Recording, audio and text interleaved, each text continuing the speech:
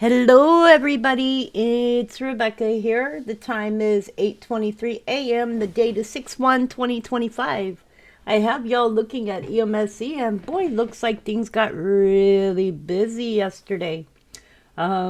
Yesterday was the 31st, and as we are looking, we can see there was a 6.0 Hokkaido, Japan region.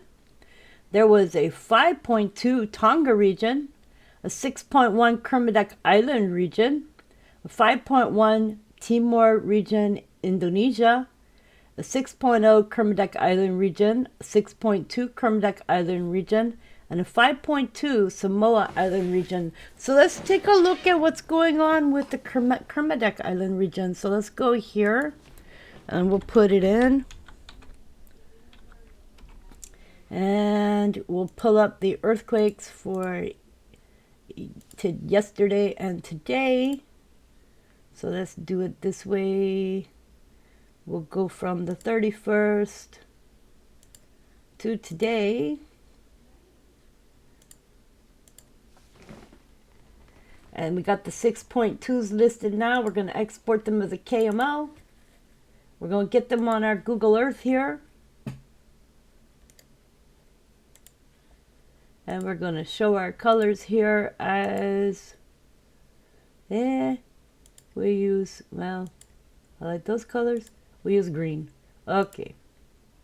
All right, so first we can look and see where these earthquakes occurred. They've occurred here.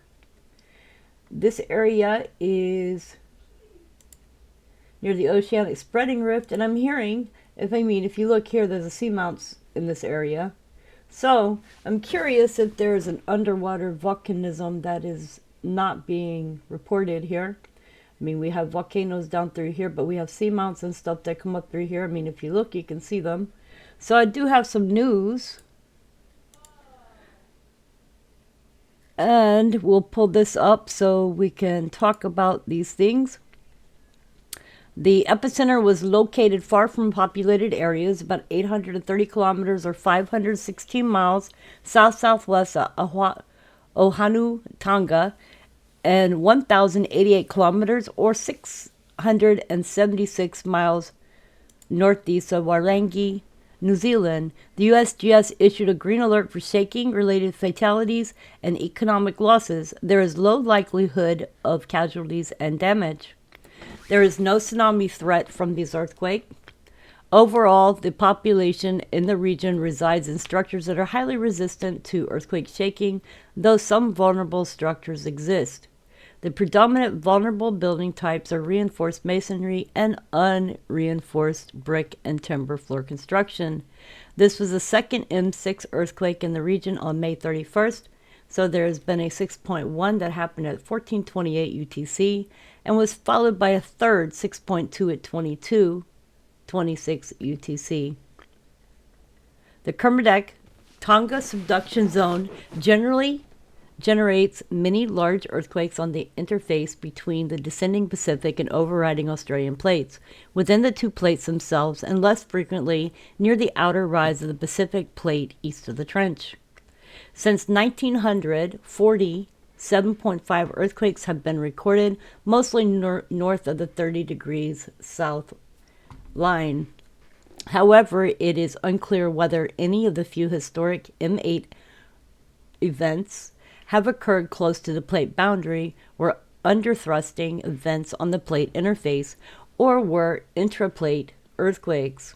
On September 29, 2009, one of the largest normal fault or outer rise earthquakes ever recorded was an 8.1, which occurred south of Samoa, 25 miles east of the Tonga Trench or 40 kilometers.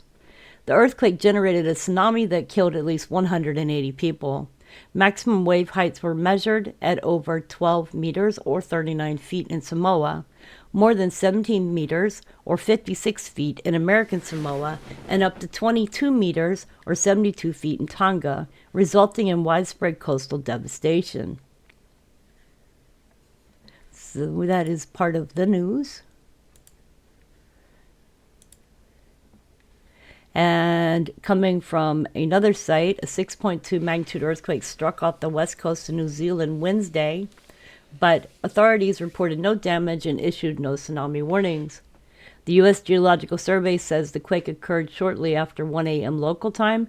It was 187 miles or 300 kilometers southwest of Invercargill, New Zealand, and 6 miles or 10 kilometers under the sea. The quake was not felt in New Zealand, according to the country's Geological Sciences Agency. USGS later reported a 6.8 magnitude quake in what it called the Macquarie Islands region, more than 700 miles or 1,200 kilometers northeast of Invercargill at a depth of less than 3 miles. New Zealand is home to 5 million people, sits on the Ring of Fire in an arc of seismic faults around the Pacific Ocean, where earthquakes and volcanoes are common. So, there was somewhere that I saw earlier today that they believe, and I'm looking, earthquakes.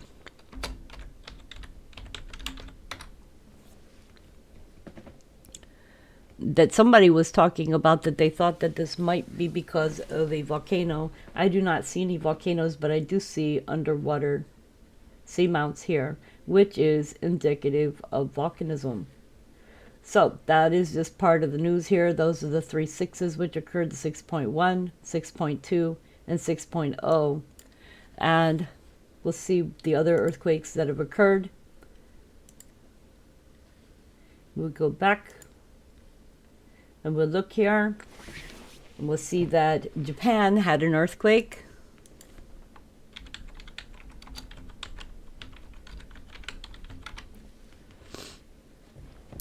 And we're going to go and look at this one on Google Earth as well.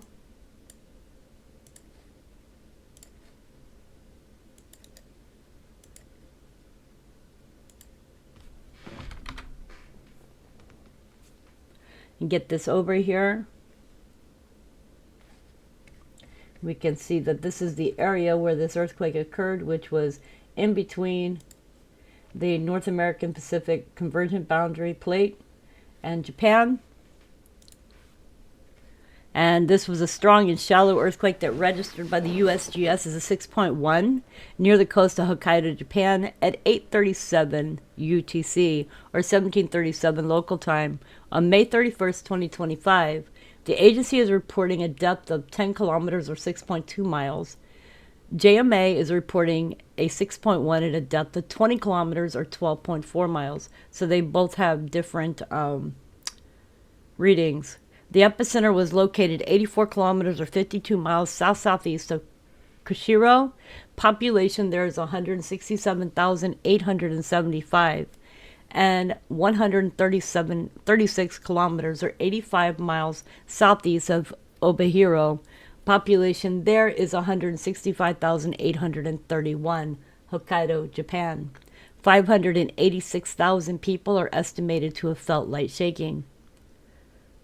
Slight sea level changes less than 20 centimeters or 8 inches were forecasted for the eastern part of the Pacific coast of Hokkaido, with no threat of flooding or damage expected. The USGS issued a green alert for shaking-related fatalities and economic losses. There was a low likelihood of casualties and damage.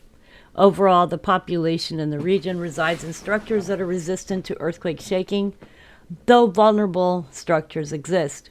The predominant vulnerable building types are adobe block and unreinforced brick with mud construction. Recent earthquakes in the area have caused secondary hazards such as landslides and fires that might have contributed to losses. So, that is what I have so far for you guys. I want to show you something real quick, if I can. This is what the map looks like when it comes down to earthquakes. So let me pull this up. If I can get this to open. Okay, so this is when you're looking at earthquakes.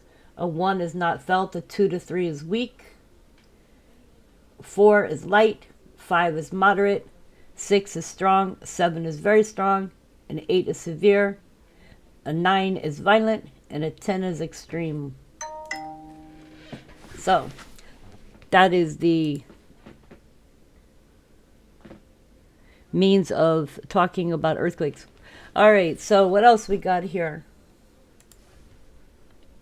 It looks like yesterday I missed everything. Okay, so we already did that one a few days ago. Andrew Islands had a 5.1. That was on the 30th in the Tonga. Okay, South Sandwich Islands region had a 5.3. That was in between. That was after the 6.2 southwest of Africa that I did the video. So then there was a 5.3 afterwards in the South Sandwich Islands. So it looks to me like that area for the plate is going back and forth, which is normal activity. Right, so Samoa Islands had a 5.2. We'll take a peek at this real quick. Remember, when one part of the plate is moving, another part of the plate is going to move as well. It's just a balancing out. This one is over here. So we can see we had the 6s down here. We had a 5 up here. This is a balancing out of the plate. This area moves at 237 millimeters per year. So if you're looking down here, you can see the 6s which occurred here, which are on this plate boundary here, and you can see movement this way. So this would be going this way, this would be going this way. Actually, this is under, so this is subducting underneath here, so this is movement. So this side is going underneath this side. Alright, you guys, that's just a real quick update. I hope you all are doing well on this beautiful Sunday. Outside it looks more or less likely it's cloudy. We're going to be having some smoke coming down from Canada. So Canada wildfires. Let me see if I can get this in here. It's the smoke from Canadian wildfires is worsening the air quality in the Dakotas and Midwestern states. Smoke from raging Canadian wildfires is once again worsening air quality in the United States. Some of the parts of the Dakotas, Minnesota, Wisconsin, Illinois, Indiana, Idaho, and other states were all experiencing levels of smoke particulates in the air deemed between moderate and unhealthy the morning of May 31st.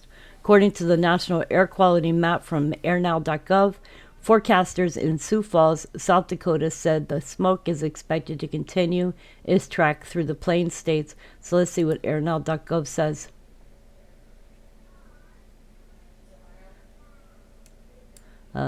Let me see if I can pull this up. Okay, so I'm trying to pull something up for you guys.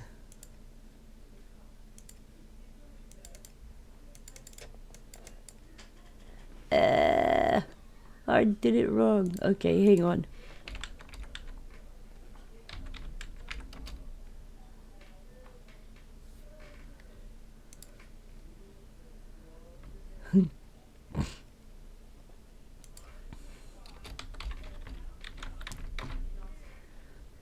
Okay, I figured it out. Alright, so I'm going to show you all this. This is where the smoke is coming through and affecting different areas. The smoke is pouring in from blazes in Canada, including in the provinces of Saskatchewan and Manitoba, where authorities said a combination of rising temperatures, winds, and low humidity has spread active fires to thousands of acres. At least 17,500 people have been forced to evacuate. Midwestern states, including Wisconsin, Minnesota, and Michigan, are expected to feel the impacts of the smoke, which will cut across the central part of the country and reach parts of the East Coast later in the day. So you can see this is where this is coming across through.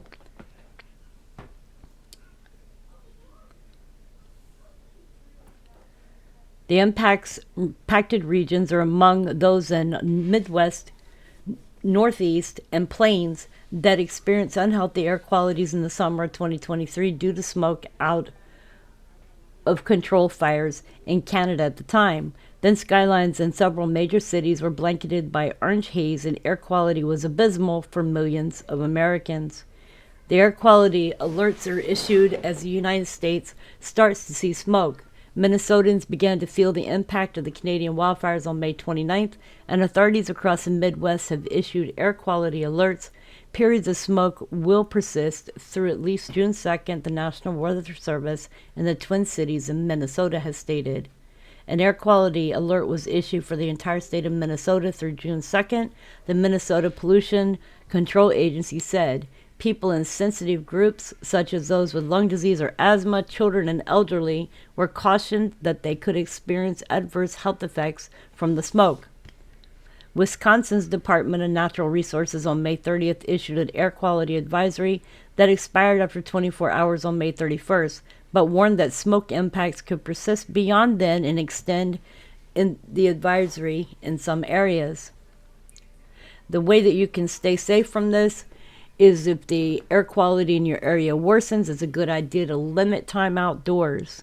The small particles from wildfire smoke can burn your eyes, cause runny nose, scratchy throat, and can affect the heart and lungs, making it harder to breathe. It can also cause headaches and bronchitis.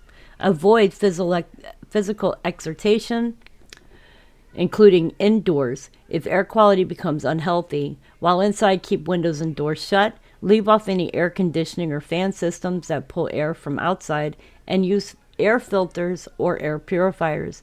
If you can't buy commercial portable air filters, you can create your own. One example is a Corsi Rosenthal box made from simple materials of air filter, fan box, and duct tape. If you must go outside, you should wear high-quality, well-fitting N95 or P100 respirator mask to protect yourself. Okay, so that's what I've got for that. This shows the air, the smoke coming across country, and it looks like it's also affecting as far up as Nova Scotia. So that's Halifax area, Truro to Nova Scotia, and all the way over here in Charlottetown.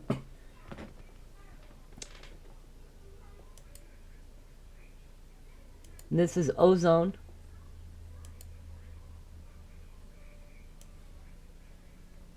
So we're just going to monitor this and see what it does. Looks like it's also affecting over here into California.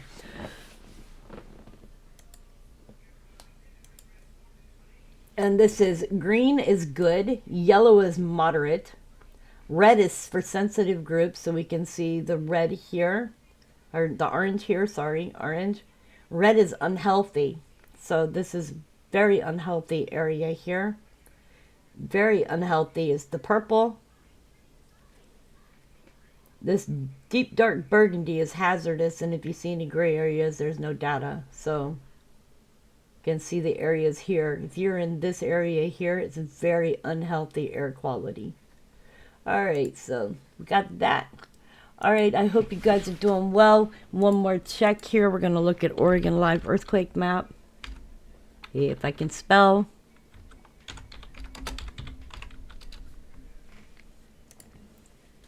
See what we got going on over here. You can see we've had another earthquake here in North Carolina. So let's see here. That one was on the 30th.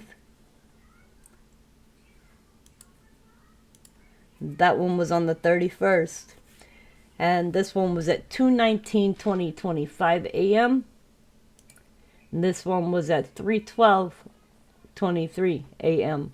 And I did not feel either of these because I was sleeping. I had thought originally the one occurred during the day. However, I went back and looked at the time on it, and it happened early in the morning. But I didn't feel either of those, thank goodness. And then, of course, New York had that earthquake, a 1.9 in New Jersey, and that was on May 29th. Looks as though we've had a Oklahoma, is this Oklahoma? No, Missouri. They had a 2.2 at 4:46 a.m. yesterday morning. Then we're looking over here, Kansas City. In Kansas, or Hill City in Kansas had a 2.9 on May 31st. So we're seeing different activity. I'm still stumped over this one out here, but as we had gone over it, it was caused near a oil drilling platform. All right, you guys, looks as though we've had another earthquake over here too. 4.6, 89 kilometers southeast of Senhora do Rosario, Portugal. That's an interesting spot right there. I don't remember seeing earthquakes here before, but hey. All right, you guys, hope y'all are doing well. Please take good care of yourselves and each other. Remember to tell someone you love them. Tomorrow is never promised, and make each day an adventure. All right, I will see you all tomorrow. Much love.